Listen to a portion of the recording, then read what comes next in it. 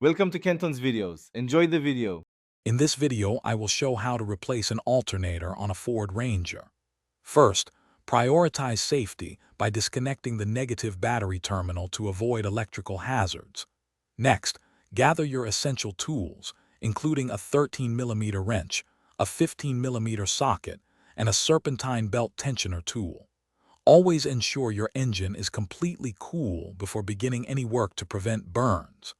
This preparation ensures a smooth and safe replacement process. Now let's remove the old alternator. Use your serpentine belt tool to release tension, then carefully slip the belt off the alternator pulley. Next, disconnect the two electrical connectors and the main power cable, usually a 10mm nut. Finally, unbolt the two mounting bolts, typically 13mm, and gently maneuver the old alternator out of its position. Take your time with each step to avoid damaging surrounding components. With the old unit out, it's time to install your new alternator. Carefully position the new alternator into its bracket and secure it with the two mounting bolts, tightening them to about 25 foot-pounds.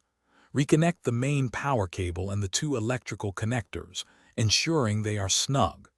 Finally, route the serpentine belt correctly over all pulleys, then release the tensioner to secure the belt in place. Double-check all connections. You're almost done. Reconnect the negative battery terminal, ensuring it's tight and secure. Now, start your Ford Ranger's engine and observe the dashboard for any warning lights. Use a multimeter to check the battery voltage. It should read between 13.5 and 14.5 volts with the engine running. This confirms your new alternator is charging correctly. Congratulations, you've successfully replaced your alternator. Thanks for watching. Consider subscribing if we helped you.